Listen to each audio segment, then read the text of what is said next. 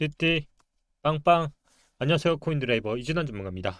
2023년도 7월 17일 오후 4시 46분 영상이고요. 주말 잘 보내셨나요? 정말 저번 주부터 오던 비는 정말 오다 말다 하는 경우도 있었고요. 서울 같은 경우는 지방 그리고 더 아래 지방은 비 피해가 많으신 거로 알고 있습니다. 재산상의 피해를 입으신 분도 정말 많은 거로 뉴스에서도 많이 보고 있는데요. 최소한 구독자 여러분들만큼은 비 피해 없이 무사히 이 장마가 지나가길 진심으로 바랍니다. 영상 시작하도록 하겠습니다. 7월 드디어 17일입니다. 비트는 지금 보시는 거와 같이 거의 지지선을 지금 지킬지 말지에 대해서 외나무 다리를 타고 있는 것 같습니다. 잘 알다시피 일부 상승도 나왔고요. CPI, PPI 다 좋게 나오면서 왜 장이 안 오를까에 대한 고민을 더 많이 하시는 것 같습니다. 일단 단기적이나마 상승을 이뤘던 비트코인의 4% 정도의 상승은 미국 지방법원이 암호화폐 거래소 토큰 판매를 하고 있는 증권이 아니라는 판결을 내면서 리플을 주축으로 불이 붙었습니다. 시장은 이 소식에 리플을 96%까지 끌어올렸고요. 3시간 만에 0.47에서 0.91, 60% 상승을 이끌기도 했습니다. 그리고 현재는 약 25% 정도 조정을 받고 있는 상태입니다. 유튜브 댓글에서도 많은 분들이 좀 나와주셨는데요. 그 댓글 보면 나와 있거든요. 그 사진 좀 첨부해줘요. 그 댓글을 보면 리플 상승에 대해서 정말 제가 잘 맞췄다. 좋은 차트라고 말한 거를 보셨을 거예요. 저는 월봉으로 봤을 때 리플은 장기적으로 상승 추세를 유지할 수 있다라고 보고 있어요. 일단은 크게 보면 이 저점이 월봉 기준으로 계속 올라가고 있는 시점입니다. 이런 차트는 현재 이 전체 고점이었던 2017년과 그리고 2021년도 상승, 고점의 깊이는 분명히 낮아지고 있지만 결국 삼각수렴상 저점은 올라가고 있는 구조이기 때문에 이 삼각수렴의 끝으로 보면 리플은 분명히 추가적인 상승이 더 나올 것이라 보고 있고요. 현재 기준으로 보면 저는 최소한 1,000원 이상까지는 리플은 갈 거라고 아직까지도 생각을 하고 있습니다. 그럼에도 불구하고 특정 알트들은 변동성이 정말 극에 달했습니다. 1인치 네트워크 같은 경우는 보시다시피 갑자기 30%가 오르기도 하고요. 그 특정 알트들도 올랐다 내렸다 하면서 정말 미쳤다고밖에 표현이 안 됩니다. 쉽게 말하면 개미한테는 정말 물리기 딱 좋은 장이 연출되고 있습니다. 그러면 왜 이런 상황들이 나타나는지를 오늘 좀 볼 거고요. 결국 앞서 CPI, PPI 이어서 FOMC라는 금리 인상이 눈앞에 다가왔다는 걸 잊지 마셔야 합니다. 가격에 미치는 요소는요, 정말 여러 가지가 있습니다만, 그중 가장 중요한 것은 저는 금리와 성장이라고 생각을 합니다. 근데 이걸 앞서 비트코인이 급등할 예정이냐고 물어보면 결국 지금 올라갈 가능성이 있냐라는 질문에 부딪히게 될 것입니다. 저는 이 질문을 이런 식으로 대답을 하고 싶습니다. 일단 대중적인 기술적 분석상으로 보면 보통 많이 보는 게 MACD라는 게 있습니다. 이 MACD는요. 트레이더가 가능한 매수와 매도 지점을 식별하는 데 사용하는 도구고요. 트레이더의 기술 분석의 툴킷으로 일부러 비트코인에 적용해서 사용할 수도 있습니다. 보통 주식 시장에서 많이 사용하는 지표거든요. 근데 제가 이 MACD의 특이점에 대해서 좀 보니까 26일 지수 이동 평균선을 확인해 보니까 잠재적으로 봤을 때 성장의 조짐을 분명히 보이고 있어요. 예를 들어 지금 보여드리는 트위터에서 유명한 제이크가 나왔던 설명을 보면요. 비트코인이 현재 상승세를 보일 수 있는 MACD 지표가 굉장히 좋다라는 말을 많이 했거든요. 현재 MACD 자체가 크로스 형태로 나오고 있고요. 그리고 이때 나왔던 데드 크로스 때는 하락으로 조짐이 변한 반면에 이때 나왔던 MACD 현재의 기점으로는 골드 크로스가 나와 있다는 부분을 볼 수 있으면 될 것 같고, 보통 데드 크로스가 나왔을 때는 하락의 가장 기존 출발점이라 보시고 골든 크로스가 나왔을 경우에는 상승의 이제 가장 기본적인 바탕이라고 말들을 많이 하시잖아요. 그래서 현재 MACD 수치 자체는 골드 크로스 구간을 접하고 있다.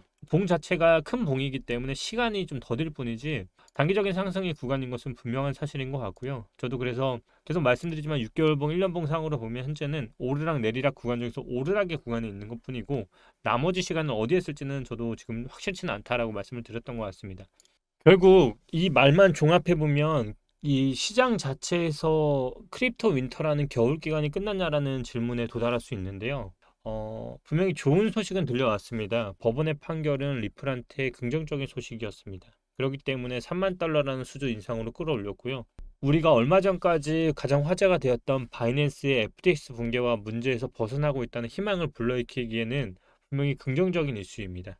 근데 이 프로세스는 암호화폐를 둘러싸고 있는 최근 규제 문제 전체를 다 바꿀 만큼의 긍정적인 이슈는 분명히 아닐 것입니다. 제가 계속 말씀드렸다시피 이 기간적으로 굉장히 많은 시간의 사이클이 필요하다고 했죠. 그 중에 규제 중 하나가 풀렸을 뿐이라고 보시는 게 가장 많을 것 같고요.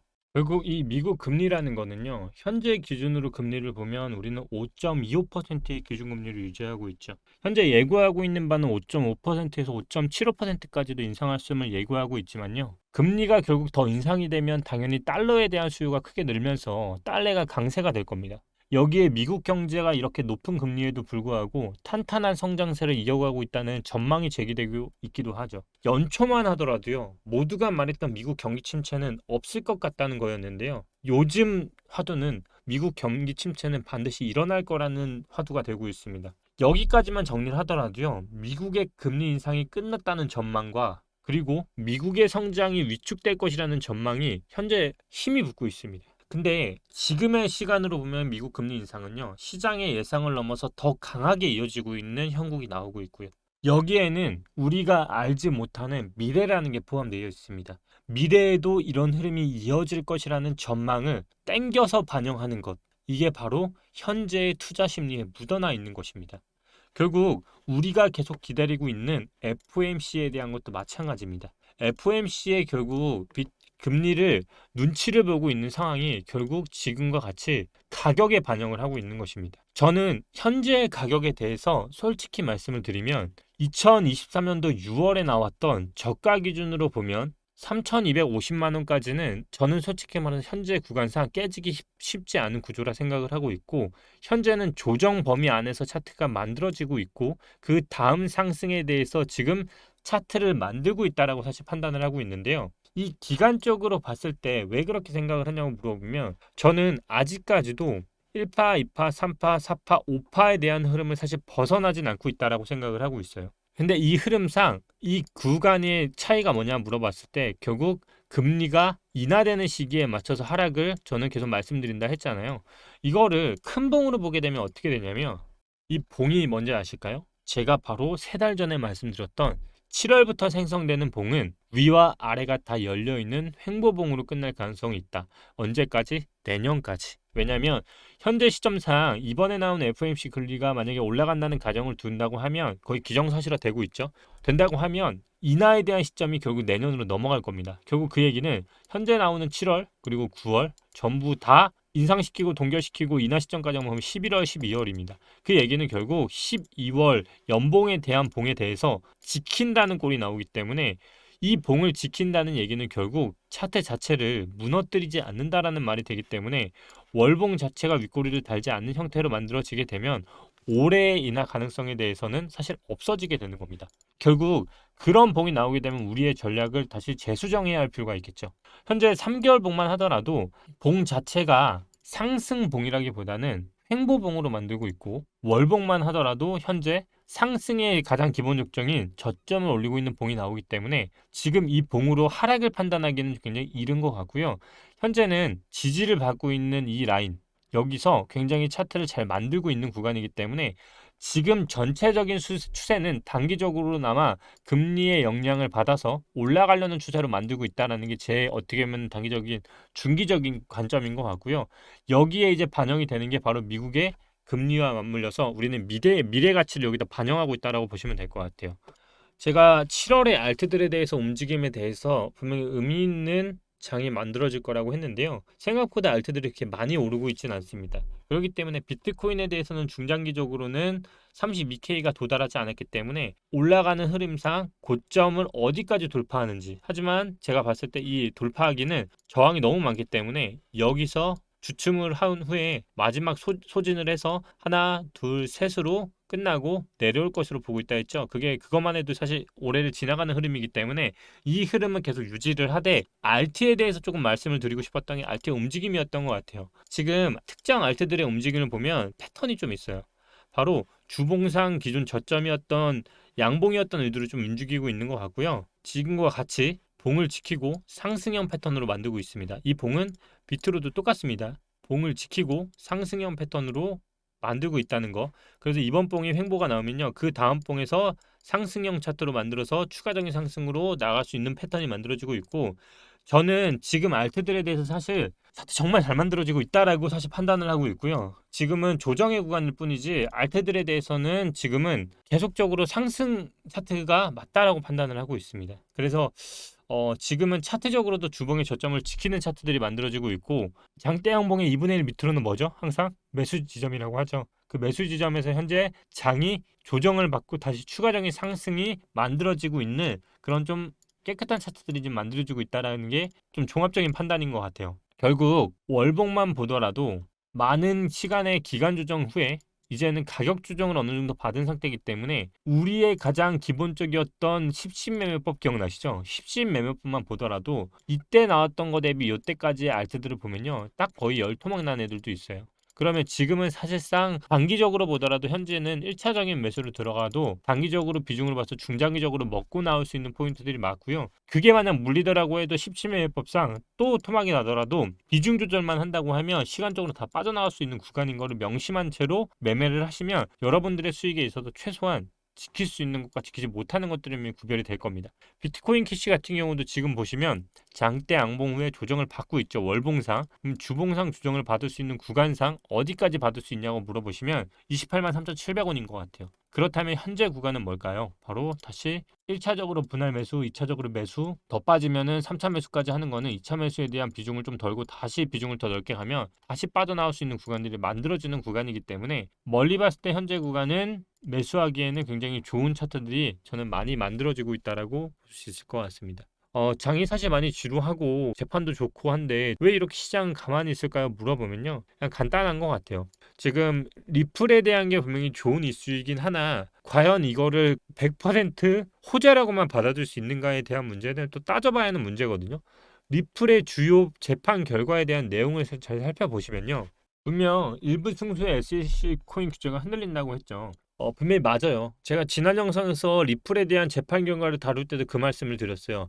승소하는 게 과연 좋은 것인가, 패소하는 게 과연 좋은 것인가 물어봤을 때 어떤 것도 답을 내릴 수 없다. 왜냐하면 패소를 한다고 해서 과연 나쁠까? 승소를 한다고 해서 과연 좋을까에 대한 의문은 따져봐야 될 문제라고 말씀을 드렸잖아요. 그 문제가 남아있는 것 같아요. 왜냐하면 이번에 나왔던 연방증권법 위반으로 제소된 결과에 대한 리플의 입장은요, 사실 투자자 관점으로 굉장히 많이 되어 있기 때문에 이게 정말 올바로 정착되려고 하면 기관에 대한 규제에 대해서 어느 정도 완화가 될 수 있느냐의 문제인 것 같거든요. 결국 증권성 판단 기준으로 잡는 금전을, 그리고 공동사업에 투자하고 투자 이익을 기대하면서 그 이익이 타인의 노력으로 생길 경우에 증권으로 판단을 한다는 그들만의 제소 기준을 보면 현재 남아있는 이슈는 바이낸스와 코인베이스가 미등록 증권 거래 서비스로 제공한다고 문제를 또 삼고 있거든요.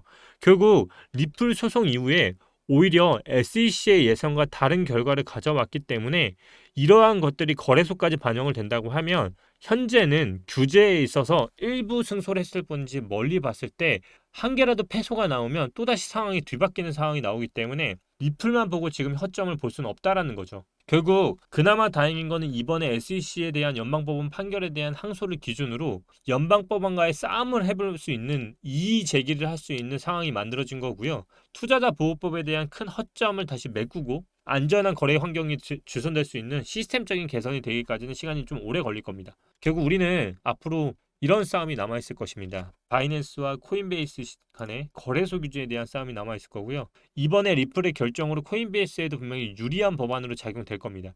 결국 똑같은 걸로 적용을 했기 때문에 똑같은 판결을 내리지 않으면 그것도 소급을 시켜야 하는 문제이기 때문에 소급은 사실상 할 수 없죠. 결국 현재 거래소에 있는 변화수조차도 리플에 대한 판결을 인용해서 재판을 밀어붙인다는 것들을 보면 결국 이 싸움조차 또다시 승소로 될 텐데요.